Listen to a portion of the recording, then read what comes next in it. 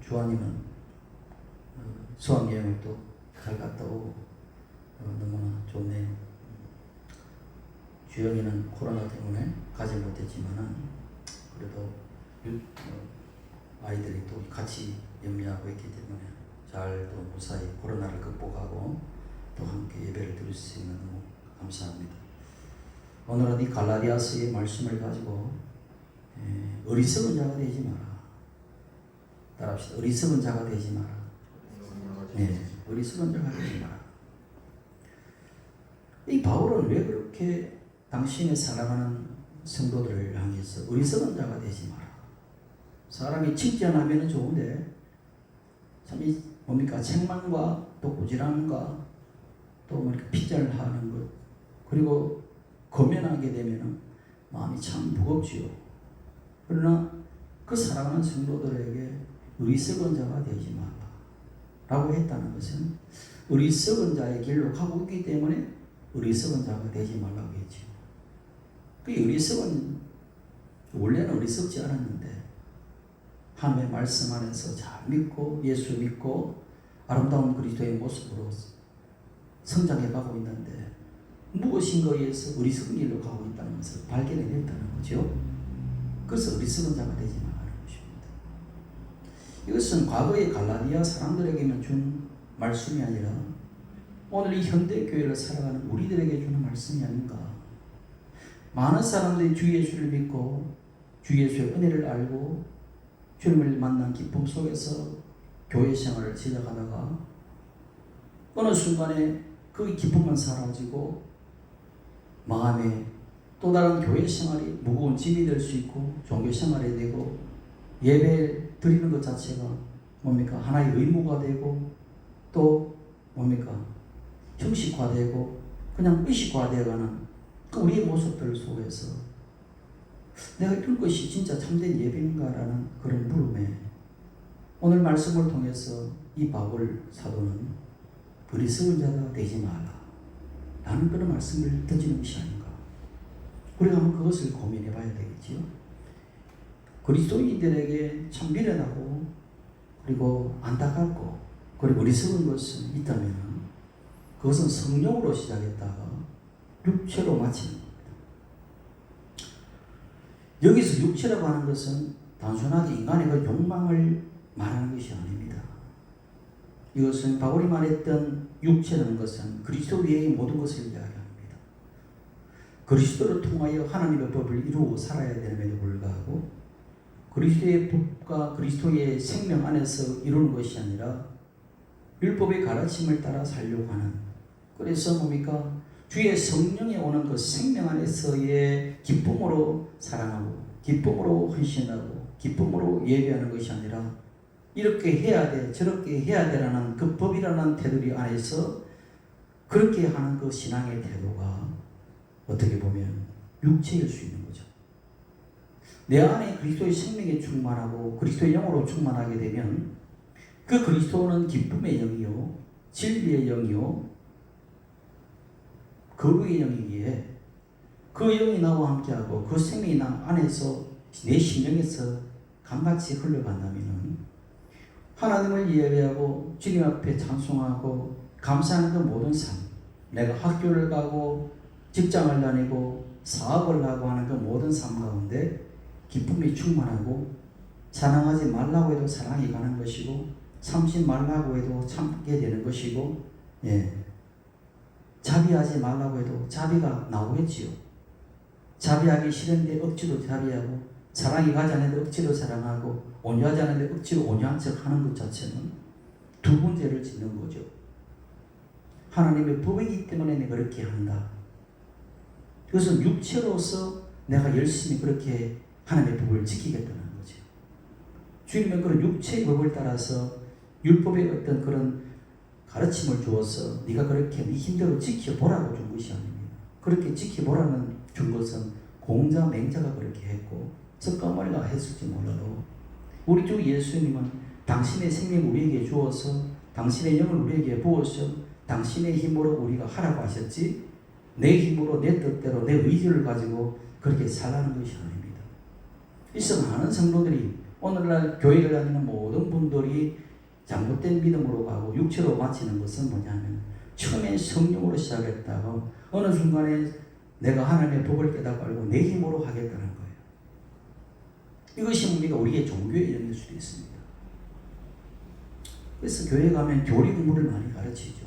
이렇게 해야 되고 저렇게 해야 되고 이렇게 하면 구원받고 저렇게 하면 구원받지 못하고 이렇게 하면 축복받고 이렇게 하면 축복받지 못하고 하나도 어떤 이야기들을 하는 것 자체는 어떻게 보면 율법의 신앙을 가르치는 초등 수준의 그런 뭡니까 신앙을 가르친다고 볼 수 있습니다.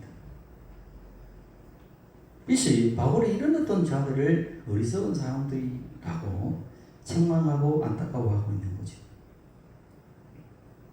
전 시대도 어리석은 사람이 생겨나고 있고 그리고 또 어리석은 사람을 생성해내고 있는 것이 아닌가 우리가 한번 고민해 봐야 됩니다. 하나님의 은혜 가운데에 말씀을 듣고 믿음이 생겨서 구원을 받고 난 뒤에 교회 생활을 하면서 진리 안에서 진리를 만나면 자유하게 되는데 자유를 찾지 못해요. 그리고 교회 안에서 종교적 규율이라는 것에 매여서 이렇게 저렇게 라는 것에 심지어는 뭡니까 어떤 분들은 주의 종에게 순종하면 복을 받는다. 뭐 거역하면 벌 받는다. 이런 식의 어떤 뭡니까 이 말 같지도 않은 이야기를 하는 일도 굉장히 많습니다. 또 예를 들어서 교회에 봉사하면 복을 받고 봉사하지 않고 세상 일에 빠져 있으면 복받지 못한다. 그래도 네가 복받기를 원하느냐? 이것은 단순하게 안식일을 지키느냐 안 지키느냐 주일 성수하느냐 안 하느냐 그런 차원이 아닌 이야기입니다. 여러분 우리가 하나님의 일이라는 것을 우리가 생각할 때에 교회에서 전도하고 기도하고 찬송하는 것만이 여러분 하나님의 일입니까? 라고 물으면 또 그럴 것 같기도 하고 아닌 것 같기도 하고 그렇게 생각하죠. 그렇지 않습니다. 종교개혁자인 우리 칼빈 선생, 장 깔뱅이죠. 장 깔뱅 우리 선생은 함의 말씀을 이 중세교회 가톨릭의 교회의 뭡니까 잘못된 거는 관행들, 잘못된 어떤 말씀들을 이렇게 비판하기 시작했고 거기에서 우리가 개혁이라는 기독교가 나오게 되지요. 그분이 하는 말이 모든 직업에 하나님의 소명이 돼요. 다시 말하면 군인으로서의 소명이 있고 또 모든 것에서 거룩하다는 거예요. 교사라면 교사, 세리면 세리, 공무원이면 공무원, 학자면 학자. 그 모든 것이 뭡니까? 끈이 안에서 보면 거룩한 일이다라고 이야기하는 겁니다. 청소하는 일이면 그 청소하는 일이 하나님의 거룩한 일이라고 보았다는 이야기죠. 그런데 칼빈 선생만 그렇게 보았느냐? 성경에도 그렇게 나옵니다. 예수님께서 오시기 전에 예수님을 가장 먼저 알리고 가장 먼저 영접한 침례 요한, 이 세례 요한도 마찬가지죠. 그분도 진정한 회개가 뭔가라고 군중들이 와서 물었죠. 어떻게 해야 우리가 참된 회개를 할 수 있나이까? 어떻게 내가 주님께 돌이킨다고 할 수 있습니까? 매일 와서 기도 몇 시간 하고 내가 열심히 그렇게 전도하고 내가 그렇게 열심히 해야 종교의 어떤 뭡니까? 규례에 맞춰서 사는 것이 맞습니까? 라고 물었을 때에 세례 요한은 그렇게 답하지 않습니다. 누가복음에 보게 되면 세리들은 부과된 것 외에는 거두지 않는 것이 회개의 삶이다. 그러니까 자기 직업의 소명의식을 가지고 정당한 대가 외에 다른 사람들에게 착취하는 자기의 어떤 뭡니까 직업과 어떤 권력을 가지고 착취하는 것이 않는 것이 회개의 삶이다. 이렇게 이야기하죠. 어떻게 것이 회개의 삶이냐고 물었을 때에 군인들은 사람들에게 강탈하지 않고 거짓으로 고발하지 않고 어떻게 해요? 받는 급료로 족한 줄을 알고 살아라. 이게 회개의 삶이라는 거예요. 이게 진정한 거룩한 삶이라고 하는 거죠. 누구나 목사가 되고 전도사가 될 수는 없어요. 그렇게 되어서도 안 되죠.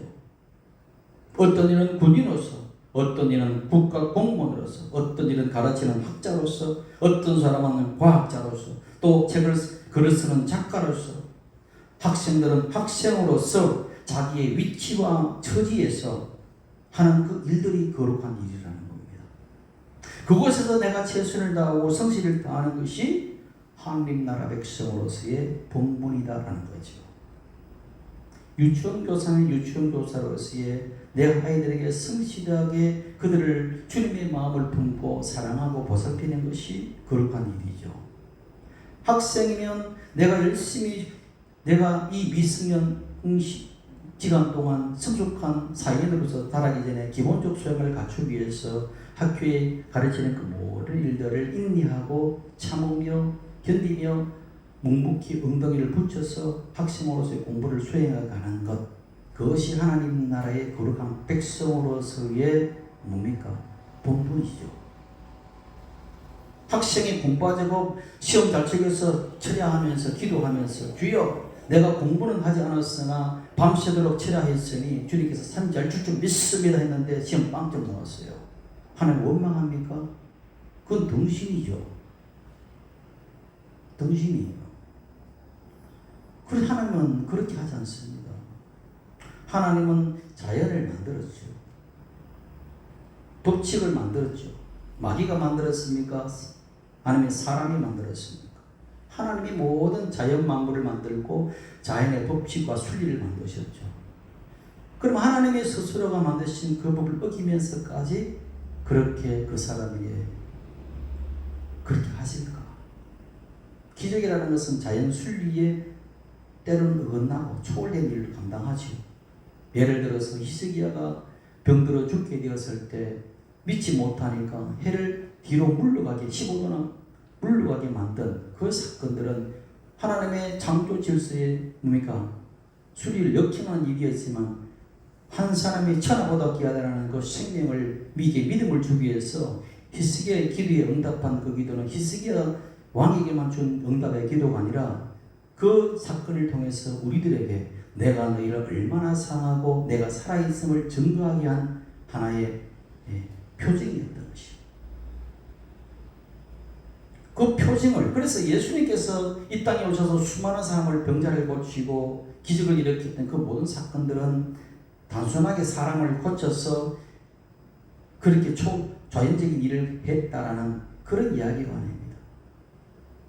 무리를 걸었던 예수님, 소경의 눈을 띄웠던 예수님, 죽은 나사로를 살렸던 예수님, 야이로의 딸을 살렸던 예수님, 과부의 아들을 살렸던 예수님, 그 모든 행적은 기적인과 동시에 표적이었다는 것을 알아야 돼요. 표적은 무엇이고 기적은 무엇이냐? 미라클, 기적은 단순하게 초자연적인 일이 일어났다는 것을 이야기해요. 경이로운 이야기고, 사인이라는 것은 그 기적적인 사건을 통해서 무언가를 우리에게 지시하고 가르치려고 하는 교훈적 의미가 담겨 있다는 이야기죠. 예수님은 하나님으로서 이 우주 만물을 없는 것을 잃게 하시는 분이 있는 것 자체를 고치고 회복하는 것은 그건 손바닥 일보다 더 쉬운 일이죠. 그것에 대해서 기적의 포커스를 맞추는 것이 아니라 이 기적을 통해서 우리 하나님께서 우리에게 무엇을 말씀하시고자 하는가? 내가 살아있고 너희를 긍휼히 여기고 내가 살리는 하나님이고 내가 부활해주고 생명을 주시는 나라는 것을 그 사건들을 통하여 우리에게 가르치고 있다는 것을 알아야 되는 것이죠. 하도 믿음이 없으니까 그런 기적을 통해서라도 그런 초자연의 현상을 통해서라도 우리에게 믿음을 주셔서 그 믿음의 길로 오라고 가르치는 것이죠. 그것이 하나님입니다. 그러니까 하나님의 그 순리들의 그 모든 삶, 내가 가지고 있는 모든 직업에서 내가 최선을 다해서 살아갈 때, 변호사는 변호사의 위치에서, 대통령이면 대통령의 위치에서, 국회의원이면 국회의원의 위치에서, 사업가면 열심히 내가 사업을 해서 이윤을 남겨서 사회에 기여하는 그런 일들을 하는 것이 뭐다? 올바른 신앙이다라는 것이죠. 늘 교회 와서 열심히 아침부터 저녁까지 봉사하는 것이 그것이 주님의 일이 아니라 내가 하는 그 모든 사업의 그 모든 삶의 현장에서 내가 주님의 마음을 품고 주님의 생명을 가지고 내가 그곳에서 당신의 모든 나라 이 세상은 하나님의 세워진 창조물이기에 피조물이기에 이곳에서 내가 하나님의 그 창조 역사를 내가 만들어내는 그 일들이 주님이 주신 나의 소명이라는 것입니다. 주님은 교회에도 관심이 가지고 계시지만 세상에도 관심을 가지고 계시죠. 주님은 몸된 교회도 물론 관심이 가지지만 세상을 만드신 분이기에 세상을 함께 경영하시는 분이십니다. 여러분 잘 아시다시피 이스라엘 백성들이 바벨론에게 포로가 되어서 70년간 포로되어서 마지막에 구출해낼 때에 예수 믿고 하나님 믿는 왕을 통해서 구해내냅니까? 아니면 믿지 않는 불신자를 통해서 구해내냅니까? 고레스라는 키루스라는 그런 불신자를 통해서 이스라엘 백성들을 구출해내지요. 구출해낼 때 애굽에서의 구출은 누구를 통해서? 모세 하나님의 종을 통해서 구출해내었다면 바벨론에서의 구출은 불신자를 통해서 사용하시는 것입니다. 때문에 하나님의 경륜은 교회를 통해서도 경륜을 이루어내지만 세상의 역사 속에서도 하나님께서 주관하셔서 그 모든 것을 이루어 가신다. 이것이 주님의 뜻이라는 것을 알아야 됩니다. 그래서 주님의 영은 교회 안에도 계시고 우주 안에도 계시고 삼라만상을 다스리면서 시편의 기자는 하늘 끝에도 계시고 바다 끝에도 계시는 바다 그 밑에도 계시는 그분을 내가 어디서 피하겠습니까? 라고 이야기를 하죠. 그러니까 주님은 온 우주 만물에 편만해 계시고 여러분의 심령 속에 계시고 지금 이 자리에 계셔서 그 모든 것이 뭡니까? 조화롭게 아름답게 빚어간다는 것. 그것이 우리 주님이 하는 일이지요.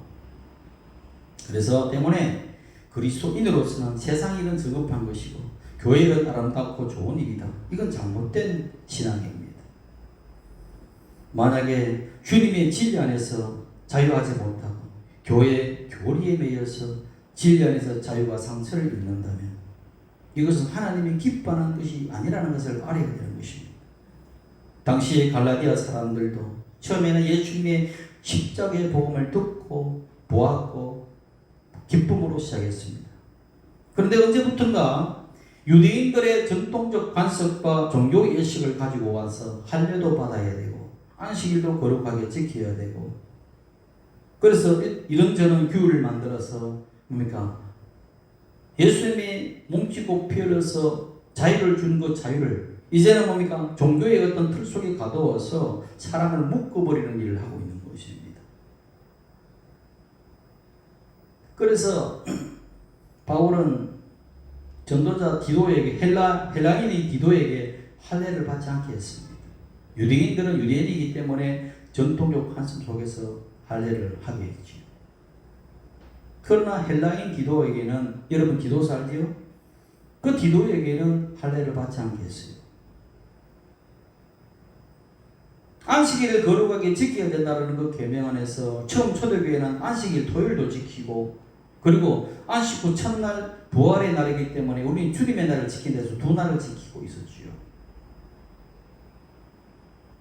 그럼 안식일을 지켜야 되느냐 주님의 날을 지켜야 되느냐라고 이렇게 물었을 때 십계명에서는 안식일이고 기독교에서는 주님의 날인데 그럼 어느 것을 택해야 되느냐? 안식일이 주님의 날로 대치되었는가? 라고 묻는 거죠. 그래서 지금도 안식교 같은 경우에는 토요일 날에 예배를 드리고 토요일 날에 모든 것을 집행하는 안식교가 있습니다. 이건 구약적 정령 안에서 예배하는 거지요. 근데 예수님은 분명히 말씀하셨죠. 내가 안식일의 주인이고 내가 안식일의 주체고 내가 안식을 주는 분이고 그래서 그 안식일 자체가 뭐냐면 요일이 아니라 토요일 일요일 날 요일이 아니라 우리 주님 자체가 안식을 이루신 분이죠. 왜 안식을 이루지 못했습니까? 6일 동안 창조가 난 다음에 7일째 인간이 모든 것들이 피시게 만들었는데 이제는 다 되었다. 보시기에 좋았더라. 무슨 창세기에 보게 되면 아담이 일하였더라가 있습니까? 없어요. 그냥 늘 동산을 거닐며 주어진 나무 열매를 먹고 토끼와 사자와 이야기하고 나누고 이야기했죠. 그 중에 뱀도 있어서 뱀하고도 이야기를 나누고 있었겠죠.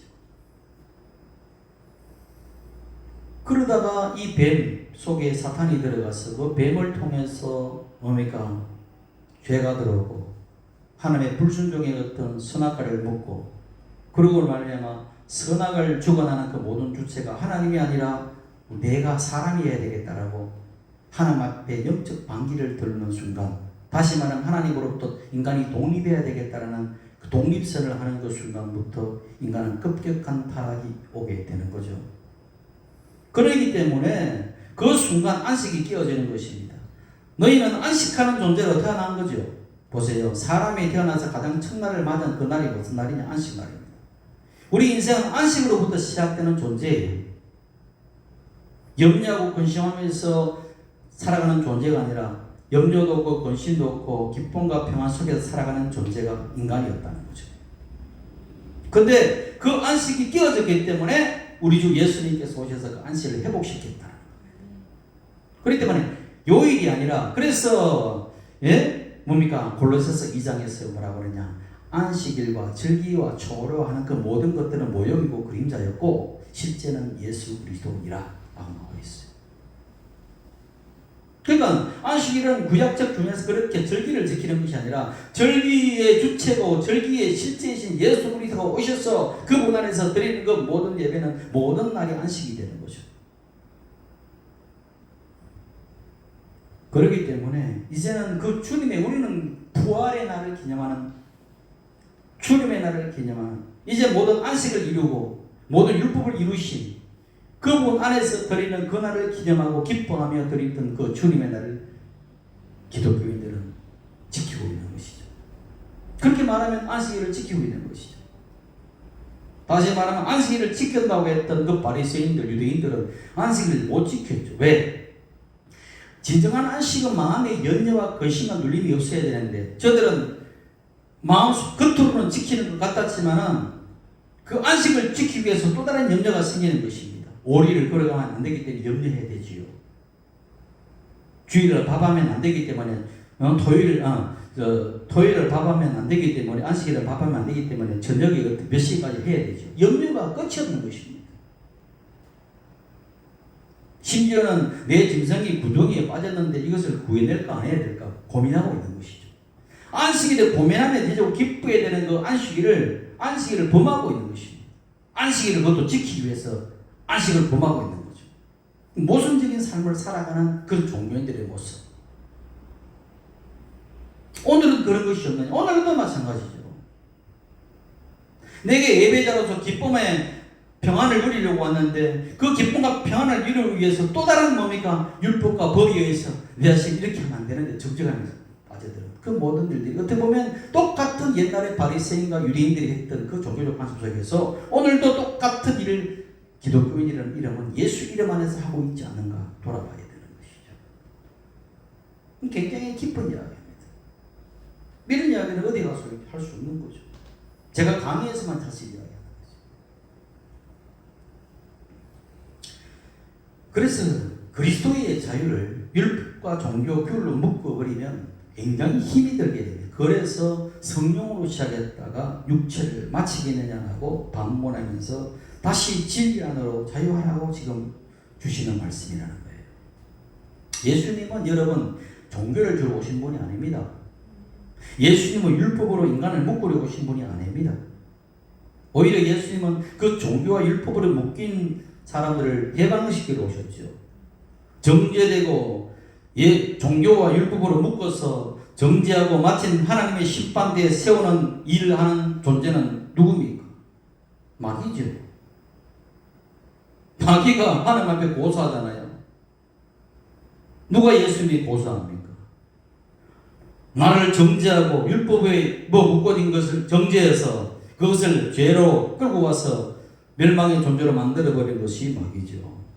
예수님은 그 반대 일을 하고 계시는 것이고, 예수님은 인간의 관념 속에서 우상을 만들고 사실을 만들어서 종교의 권리 안에서 인간을 통제하는, 가스라이팅하는 그런 사악한 영적 존재들에게 인간을 구원하러 오셨다는 것을 알아야 돼요.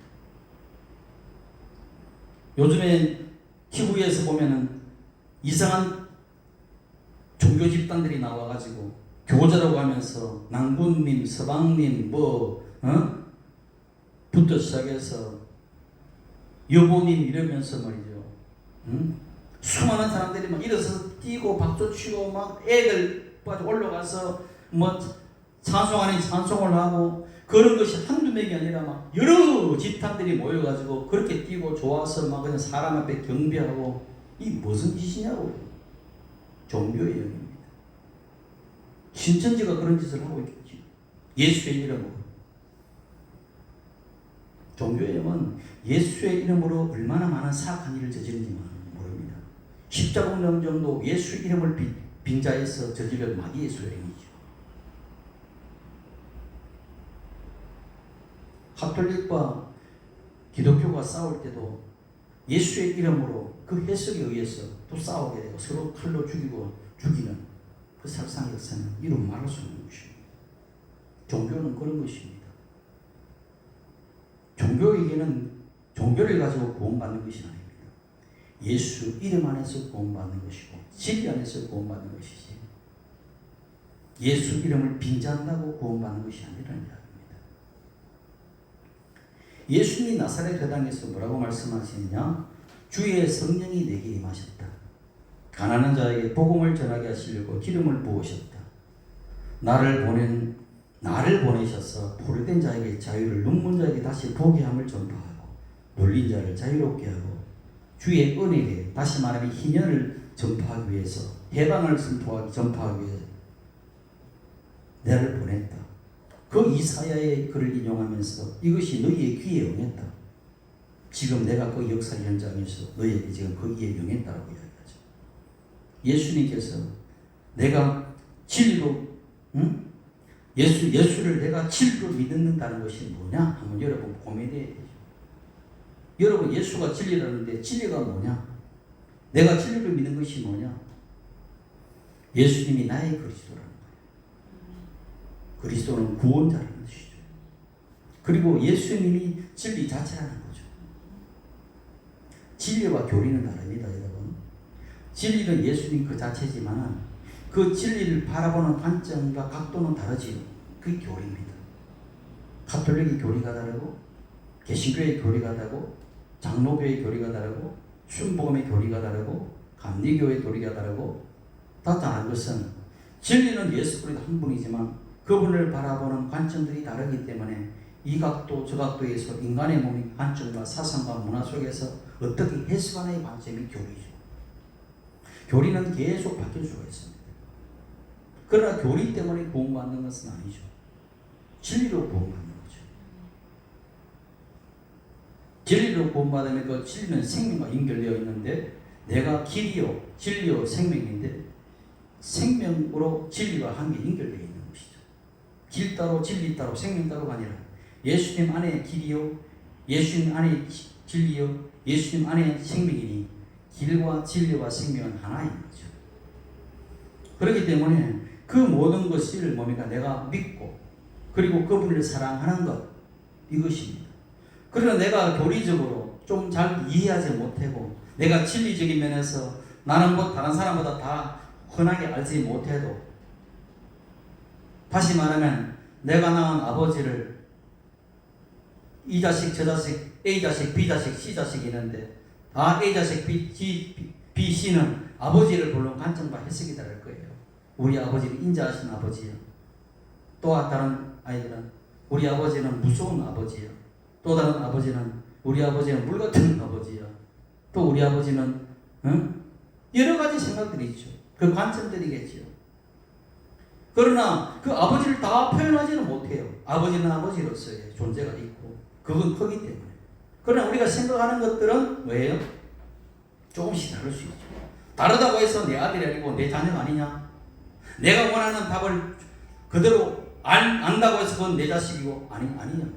그러니까 진리에 대한 인식을 조금 약하고 미약하더라도 생명 안에 아버지가 있고 자식이 있으면 자식과 아버지의 관계는 피해 관계이기 때문에 피로서 연결된 것은 사랑하지 않으려고 해도 안 되는 거죠. 사랑해 가는 거죠.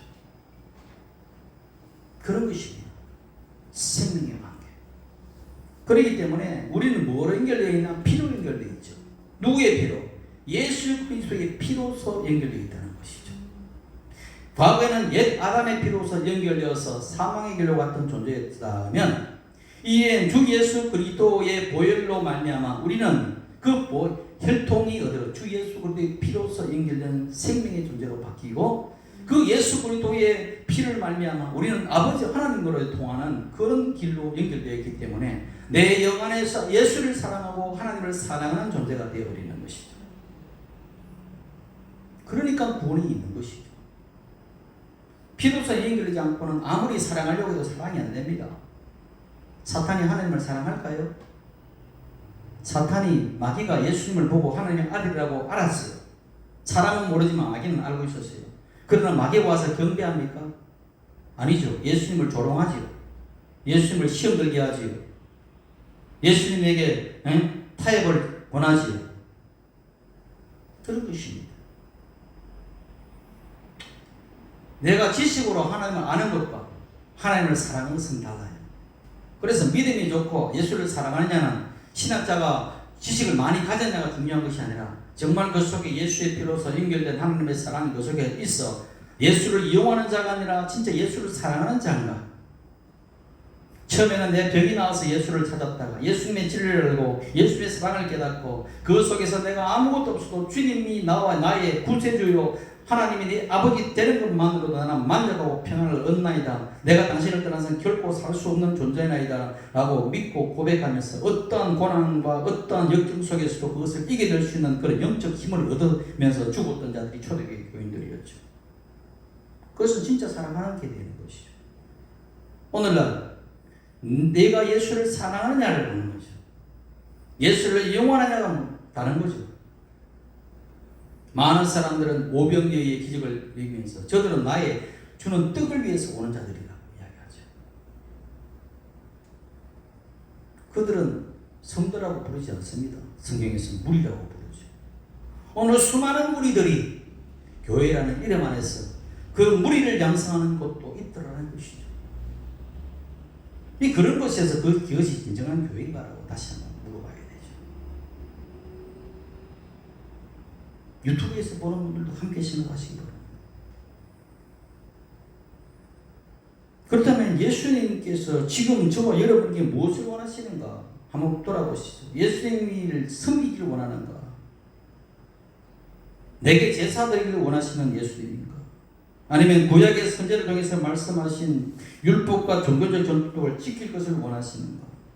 아니죠. 예수님이 원하시는 것은 그 모든 명예를 끊어보려고 왔는데 너에게 자유를 주러 왔고 그것을 위해서 내가 몸치고 피 흘려 죽기까지 했는데 그리고 33년의 모든 영광을 하늘의 영광을 버리고 이 낮고 낮은 땅에서 33년 동안 똥 같은 세상에서 똥을 밟으며 사는 그 정도지.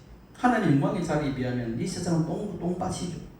똥을 밟고 사는 그 어떤 속에서 내가 참고 견딘 것은 너에게 자유와 해방을 주기 위해 그 안에서 진리 안에서 주로 했는데 그것을 깨닫고 그것을 행하는 것 자유를 찾는 것이 더 원하는 것이죠. 종교 속에서 뭡니까? 멍에에 짐을 지고 사는 것이 아니라 네가 진짜 주님의 진리를 알고 그 안에서 자유와 기쁨과 해방을 누리고 사는 그 삶이 우리 주님께서는 가장 기뻐하는 제사예요. 가장 기뻐하는 일이라는 것을 알아야 되는 것이죠. 왜 구약의 모세를 통해서 십계명을 주셨을까? 이 계명을 지킴으로 구원받는 조건으로 주셨습니까? 십계명의 더 큰 의미는 인간의 죄와 사망과 저주와 우상에서 건지기 위해서 주셨지요. 나 외에 다른 신을 두지 말고 우상을 만들지 말고 섬기지 말라고 하는 것은 하나님이 스스로 대접받고 싶어서 말씀하신 것이 아닙니다. 하나님의 백성들이 하나님의 창조한 그 백성들이 인간의 세상을 정복하고 다스리라고 만들어 놓은 하나님의 창조품들이 피조물들에게 오히려 순종하고 피조물을 섬기는 그런 타락한 존재, 비천한 존재로 되어버렸다는 것입니다. 인도에는 1억 8천 개의 우상들이 있고 일본에는 8만 개의 우상들이 있고 이집트에는 수억 개의 우상들이 있고 돌에도 신이 있고 나무에도 신이 있고 개미에게도 신이 있고 다 거기에 물고기도 신도 있고. 우리는 안 그랬어요? 물에 가면 용왕신, 바다에도 용왕신, 바위에도 바위신, 나무에는 고목신, 달에는 달신, 응? 토끼가 무슨 방아 찢는다고 하면서 거기에도 빌고. 이 그런 어떤 뭡니까? 인간을 정복하고 다스리려는 존재가 그 인간들에게 빌고 있으니, 그 피조물이 빌고 있으니 얼마나 주님 보시기 안타깝겠냐. 그러니 너희들이 그 눈이 어두워서 보지 못하고 참 진리를 깨닫지 못하니 신은 나밖에 없느니라 이렇게 주시는 것이죠. 그러니 더 이상 그들에게 절하지 말고 만들지도 마라. 내가 그들을 정복하고 있지 그들에게 정복당하고 그들을 승리라고 한 것이 아니지 않느냐 라고 주신 것이 계명이죠. 그렇다면 그 은혜를 감사하는 거죠. 그것이 나만 승리라는 것은 군주적 입장에서의 하나님이 최고니까 나만 승리라는 이기적인 본성에서 나오는 것이 아니라 많은 인간을 사랑하신 그 하나님의 사랑의 발로에서 나온 계명이 십계명이죠. 사람들은 하나님을 사랑하게 되면 모든 것이 잘 되겠는데 다 하나님 외에 다른 것을 사랑하니까 그 사랑 때문에 눈물이 흘리는 거죠. 사랑은 눈물의 씨앗이라는 대충 가요 가사처럼 하나님 외에 다른 것을 사랑하게 되면 눈물의 씨앗이 되는 것입니다. 그러나 하나님을 사랑하게 되면 기쁨의 씨앗이 되겠죠. 왜? 그것이 창조의 원리이기 때문에. 창조의 원리대로 살면 눈물의 씨앗이 되지 않습니다. 하나님 외에 다른 것을 더 사랑하면 반드시 눈물의 씨앗에 대해서 인생의 아픔을 겪게 되는 것이죠. 누가 지은지 몰라도 정확하게 찍어냈죠. 사랑은 하나님 외에 사랑하는 것, 하나님보다 더 사랑하는 것은 눈물의 씨앗이 될 수밖에 없어요. 돈을 하나님보다 더 사랑하면 그 돈이 그 사람의 눈물의 씨앗이 될 것이고, 권력을 하나님보다 더 사랑하면 그 권력이 그들의 눈물의 씨앗이 될 거예요. 이것이 굉장히 무서운 것입니다. 계명을 똑바로 이해하고 주님의 마음을 똑바로 이해하게 되면 해석이 달라지고 하나님을 그 계명 속에서 하나님을 더 큰 어떤 사랑을 깨닫게 되고 더 사랑하게 되어 있어요. 여호와 이름을 망령되이 부르지 마라. 함부로 부르지 말라 해서 유대인들은 여호와 이름을 부르기 전에 그냥 로드, 아도나이, 도민 이렇게 주라고 불렀더라는 거죠. 왜? 여호와 이름을 망령되이.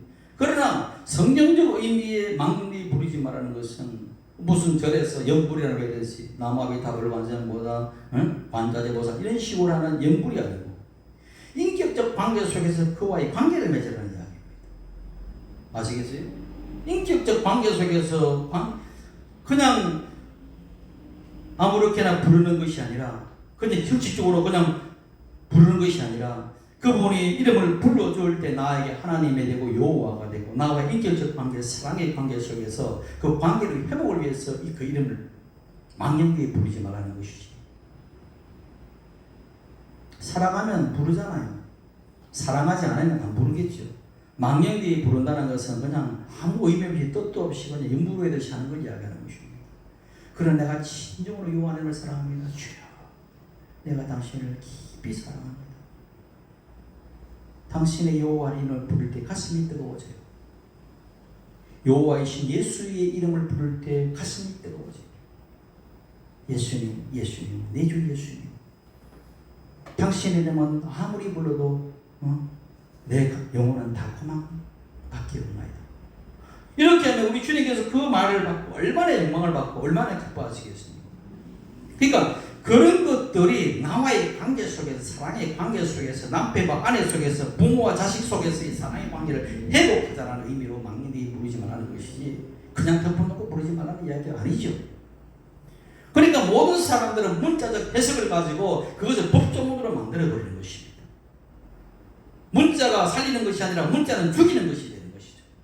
문자 이면에 주님의 뜻이 무엇인가를 주님께서 해석해 주시고, 그래서 문자적 해석을 하나님을 사랑하라, 이웃을 사랑하라, 그렇게 예수님은 해석해 나가신 것이죠. 그 말은 관계를 회복하라, 사랑의 관계로 회복하라는 이야기예요. 그래서 예수님은 그런 하나님의 의도를 알지 못하고 사람들에게 법을 만들어서 하나님의 사랑의 계명을 뭡니까? 율법의 계명으로 만들고 규율로 만들어서 의학과 어떤 구속의 어떤 도구로 만들어서 통제해 버린다면 그것은 하나님의 주신 법의 의미를 완전히 벗어나는 것입니다.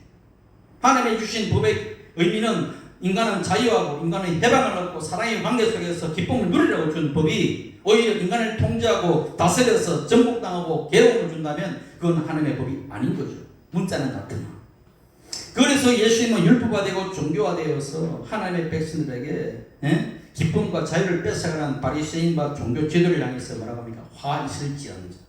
화 있을지언정. 그러니까 그것을 외우는 거예요. 저들은 하나님의 계명을 가르치면서 하나라도 저들에게 도울 힘을 주지 않고 있다. 왜? 이렇게 말씀하셨으면 이렇게 지키시오라. 근데 지킬 힘을 줘야 되는데 지킬 힘을 주지 않고 자기도 지키지 못하면서 남들에게 지키더라. 바울 선생이 베드로에게 꾸지람을 한번 했죠. 유대인들과 이방인들이 같이 식사를 하지 못하는데 이방에서 같이 베드로와 이방인들이 같이 식사를 하다가 예루살렘의 야고보의 사도가 보낸 예수님의 육신의 동생이죠. 야고보 사도가 보낸 그 사람들이 오니까 유대인들의 눈을 빌어서 갑자기 밥 먹다가 일어서서 다른 쪽에 가 있는 거예요. 그걸 바울이 본 겁니다. 그래서 그 바울이 너가 유대인으로서 전통을 지키지 못하고 외식하면서 어떻게 이방인들에게 그 율법을 지키라고 하느냐. 위선의 행동을 떨지 마라. 똑같습니다. 그러니까 그런 어떤 율법은 아름다운 거고 좋은 건데 율법주의가 되면 무서워하게 되는 거예요. 하나님의 진리는 좋은데 진리가 종교가 되게 되면 굉장히 무서운 도구, 죽음의 도구, 사악한 도구가 될 수밖에 없어요. 화 있을지언정. 이 예수님의 그 마음의 의도를 우리가 깨달아 간다면 성령으로 시작했다가 육체로 망하는 것 막아야 되지 않겠습니까? 수많은 사람들이 진리의 눈이 어두워서 복음도 알지 못하고 복음을 율법으로 가르치고 있어요. 복음이라고 하면 사복음서, 마태복음, 마가복음, 누가복음, 요한복음이라고 알고 있어요. 아니요. 레위기도 복음이고요. 말라기도 복음이고요. 예레미야도 복음이고요. 야고보서도 복음이고요. 창세기도 복음이에요.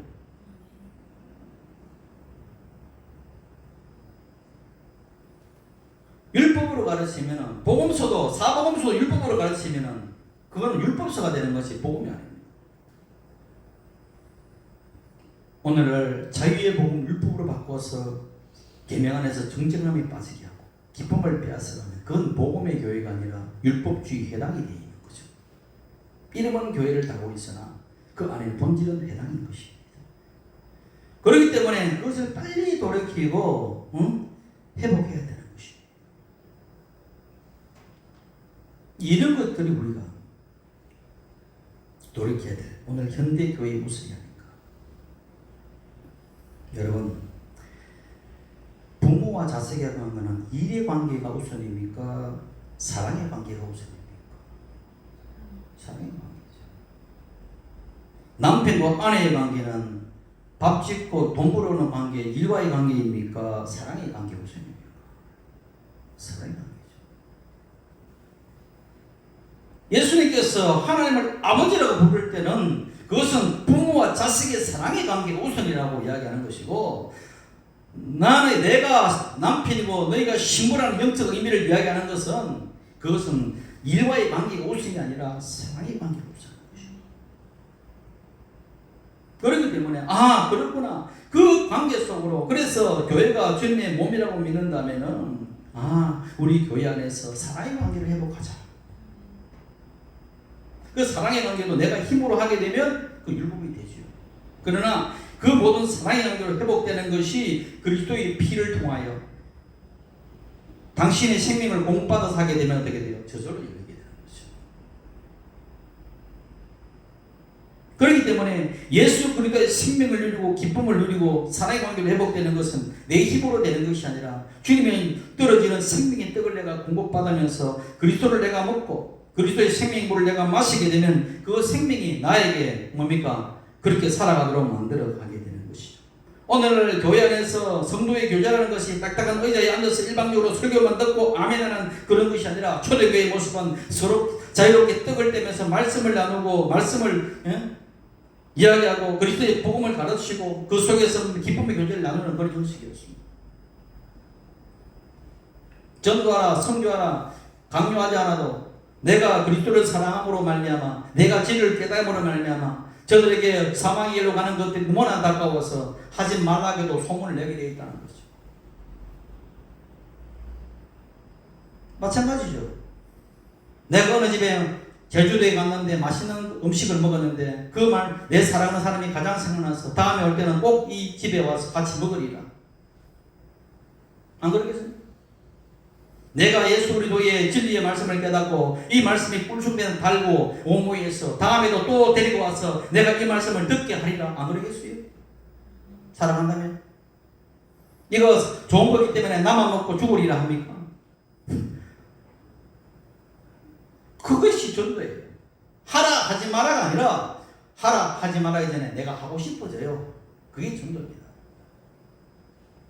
아니면 마음이 괴로워서 못 견디겠어요. 이게 선교입니다. 의무로 하는 것이 아니에요. 자원해서, 기쁨으로, 행복해서.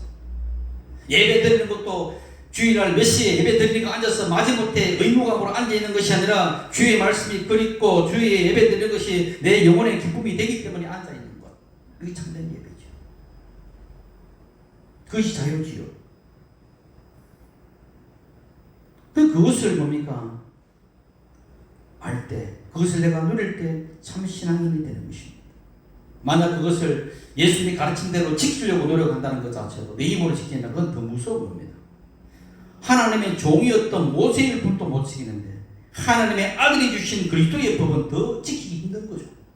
모세의 법은 형식이라도 지킬 수 있지만 예수 그리스도의 법은 도저히 우리 인간의 힘으로서 지킬 수 있는 법을 우리에게 주신 것이죠.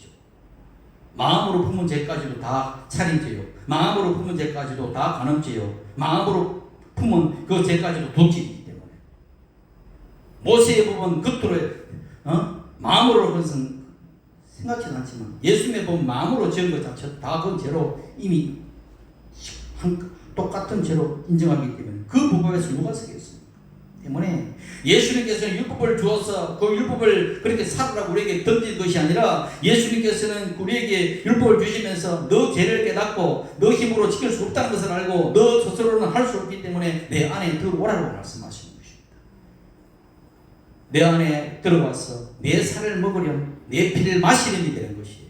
그 살은 뭔 말인가? 내 살을 먹고 내 피를 마시는 것은 우리가 식인종이 아닌 거예요. 뭐냐? 예수님의 본질을 먹고 예수님의 영을 마시고 그렇게 살아가는 것입니다.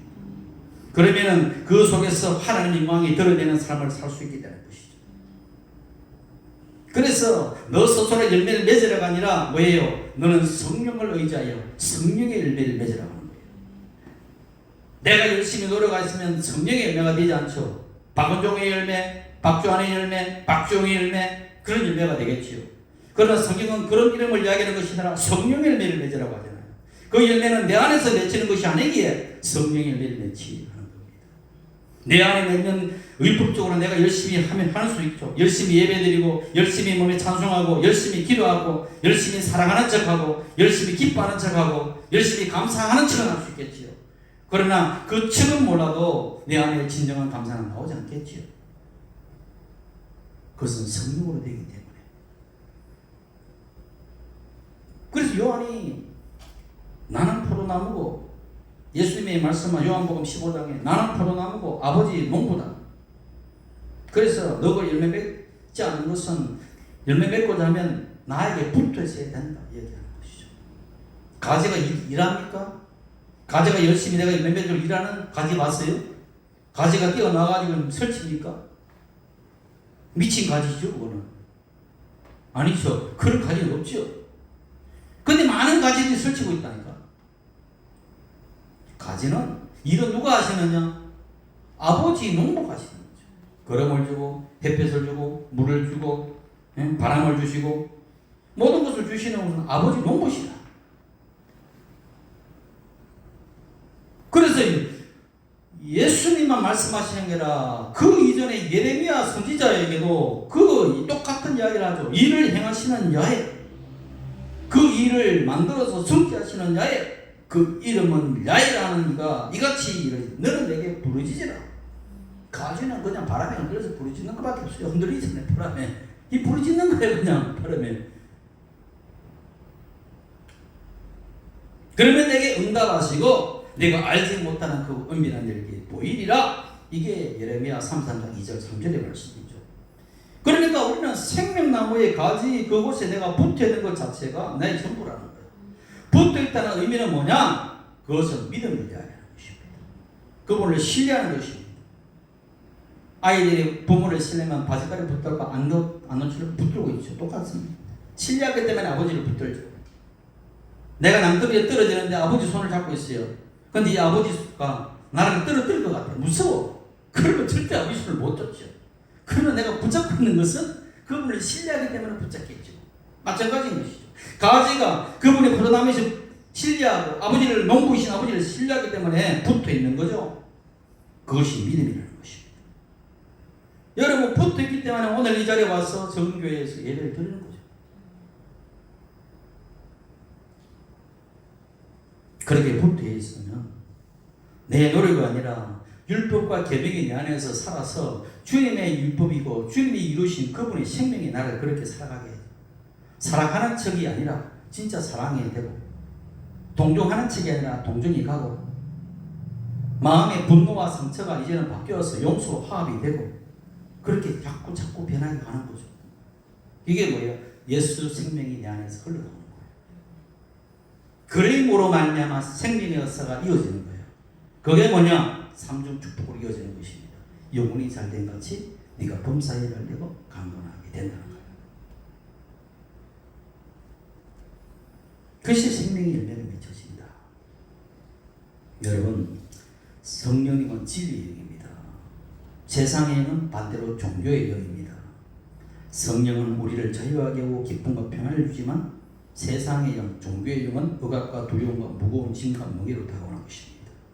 그래서 갈라디아서의 5장 1절에 바울 선생님이 뭐라고 이야기합니까? 그리스도께서 우리에게 자유를 주시려고 자유롭게 하시려고 자유를 주셨으니 그러므로 굳건하게 서서 종의 멍에를 매지 말라.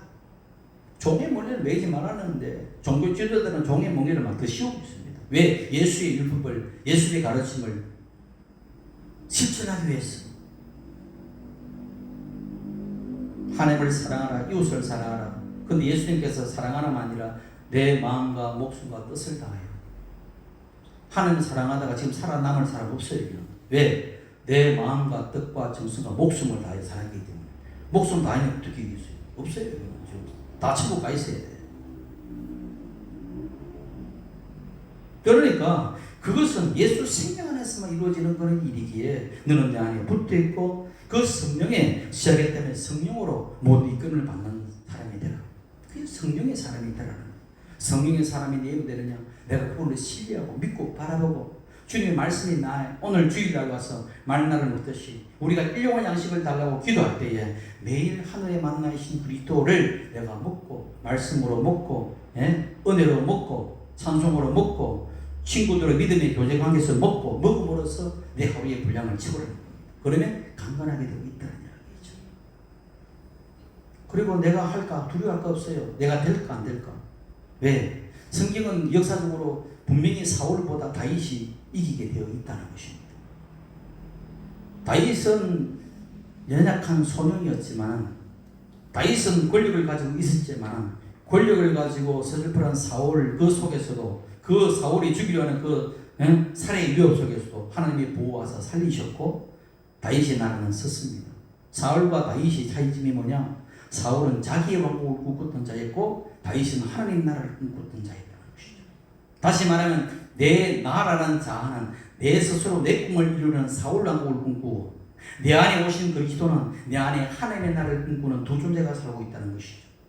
내 안에 있는 옛 자아는 내 어떤 욕망과 탐욕 속에서 그 꿈을 이루려고 하는 것이고 내 야망을 이루려고 하는 이 사울의 모습이 본성이 안에 있는 것이고 또 나는 내 안에 찾아오신 그리스도는 다윗의 본성으로서 뭐예요?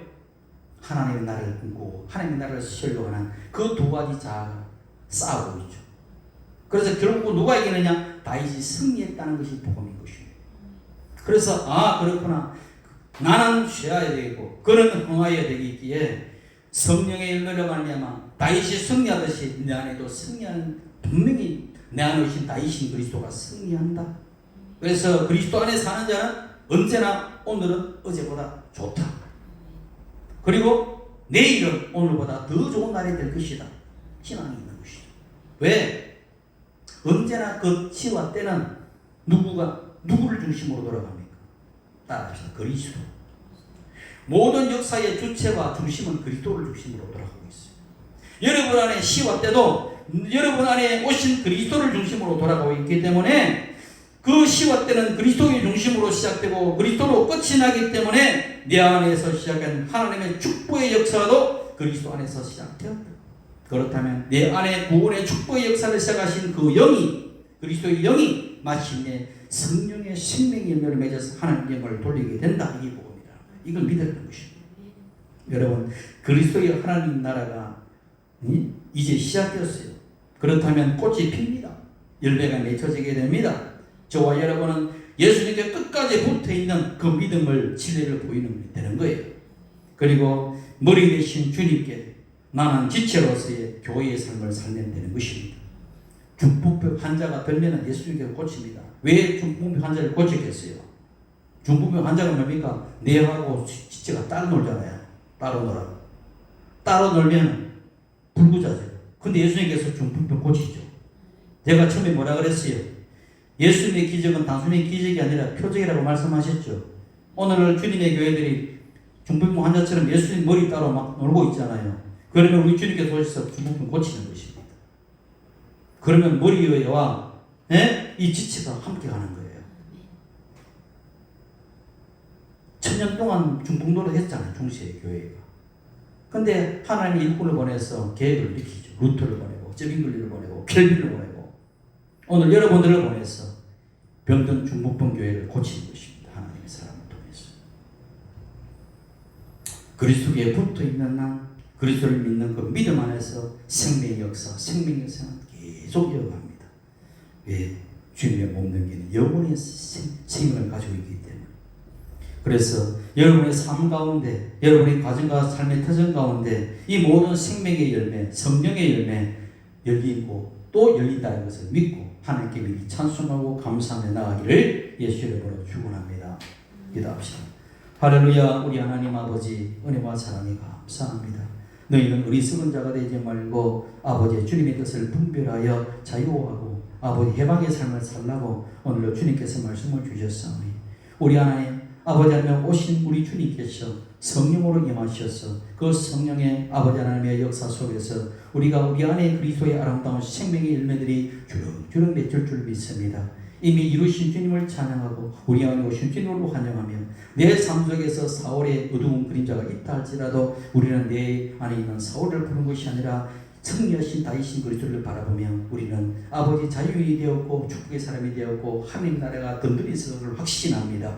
아버지 진리를 알지니 진리가 너희를 자유케 하리라. 그 자유를 마음껏 누리며 살아가는 우리 예가 순봉교회 유튜브에 우리 성도들 되게 하옵소서. 예수 그리스도로 축복하며 기도합니다. 아멘.